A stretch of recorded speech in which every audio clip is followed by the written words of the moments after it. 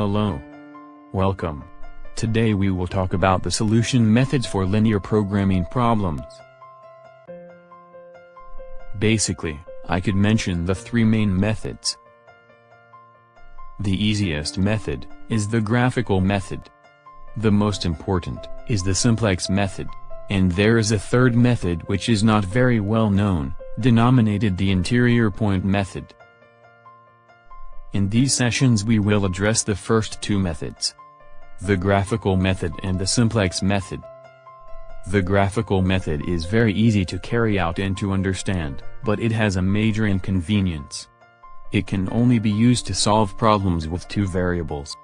However, the idea generated when the graphical method is used, is very useful to understand the simplex method. Let us go to the presentation room, where I will explain both methods. To illustrate the graphical method, consider the following problem. A person manufactures and sells necklaces and bracelets, which are made from stones of different colors. In particular, she uses red, black and yellow stones. And even though other materials are used, the stones are fundamental for the designed products.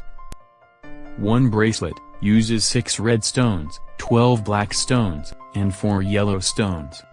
While one necklace uses 12 red stones, 30 black stones, and 12 yellow stones. The stones are purchased in a nearby small town, so that the availability of this material is fundamental to plan the production. She has counted the stones in stock to work during this week, and knows that there are 396 red stones, 816 black stones, and 312 yellow stones. Each red stone costs $3, each black stone costs $1, and the acquisition cost of a yellow stone is $2. Time is also a factor to consider. She spends 20 minutes manufacturing each bracelet, and 30 minutes for each necklace. Her availability is 20 hours per week, that is 1,200 minutes.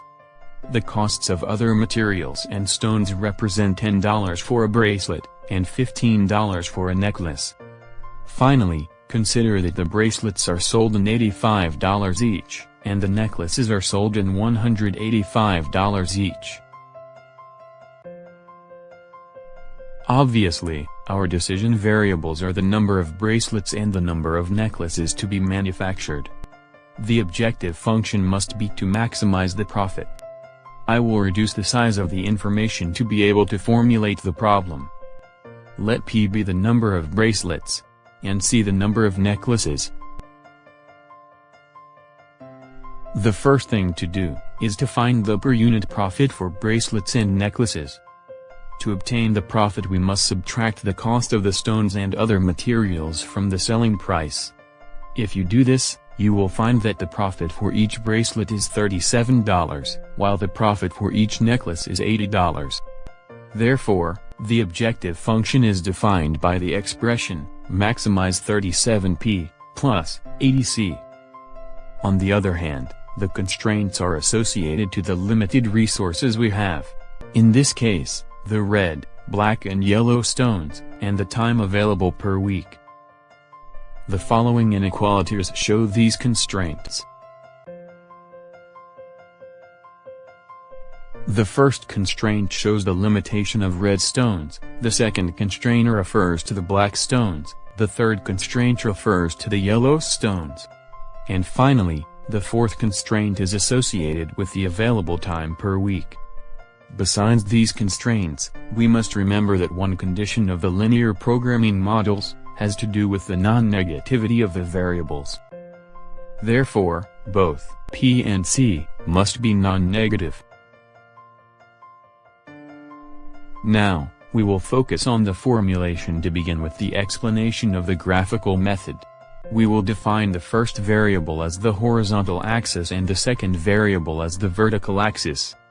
That is, the horizontal axis will be the p-axis, and the vertical axis will be the c-axis. Since both variables are greater than or equal to 0, the analysis will be reduced to the first quadrant. Now, we will transform the first inequality into an equality, and plot the straight line that represents the equation. Given that a straight line can be plotted with 2 points, then if we set p equal to 0, we have that 12c is equal to 396, which means that c is equal to 33. Therefore, we will have defined the point 0, 33. If now we set c equal to 0, we have that 6p is equal to 396, and then, p is equal to 66. That is, we have found the point 66, 0.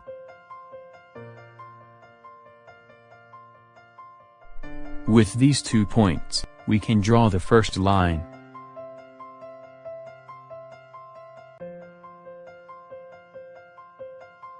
As we can see, this line segment divides the first quadrant in 2 regions, one outside the triangle, and the other one, inside the triangle.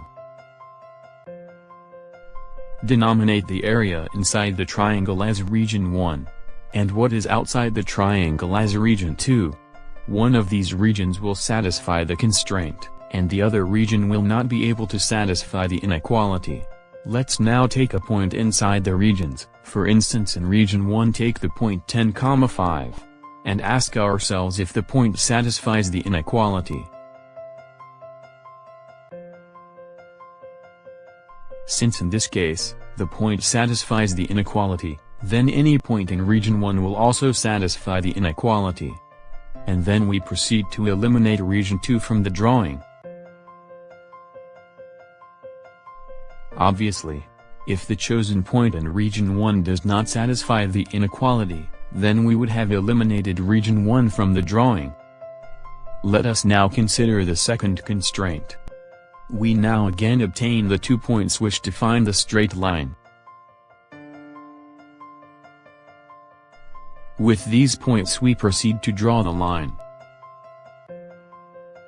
As in the previous case, this constraint divides the first quadrant into 2 regions.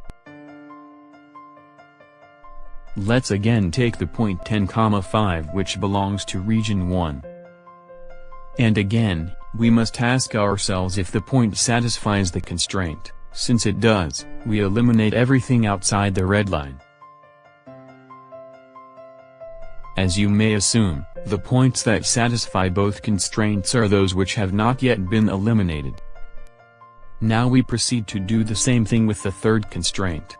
The line is 4p plus 12c equal to 312. If p is 0, then c is equal to 26. And, if c is 0, then p is equal to 78. The new constraint, represented by the green line segment, also divides the first quadrant into 2 regions. If you try with the point 10, 5, you will find that the point satisfies the constraint. And as done before, we must eliminate the region outside the triangle formed by the line and the coordinated axis. The last constraint will be as follows. That region, which was not eliminated, is known as the feasible region, and has the characteristic that, any point found in that region, satisfies all the constraints. I invite you to try with any 2 points located in the feasible region, and you will see that both points satisfy the problem constraints. While it is true that any point in the feasible region can be a solution to the problem, usually only one of these points represents the optimal solution. Besides, the optimal point must be in one of the vertices of the feasible region. In this case, the feasible region has 5 vertices. In one of these points we will find the optimal solution. 0, 0, 0, 26, 18, 20, 48, 8, 60, 0. If we substitute these points in the objective function, we will find the optimal solution.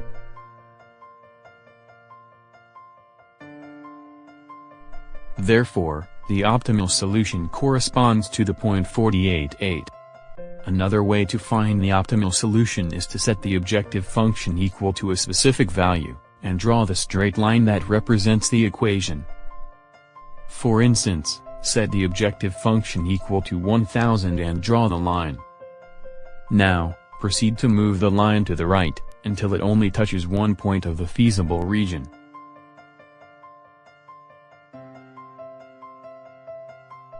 As you can see, at this moment, the line only touches one point of the feasible region. That point represents precisely the optimal solution to the problem. In this way, the solution to the problem is to produce 48 bracelets and 8 necklaces. There are a few more things that I would like to mention about the graphical method. We would do this in the next video. I hope you have understood the most important characteristics of this method. I will see you soon.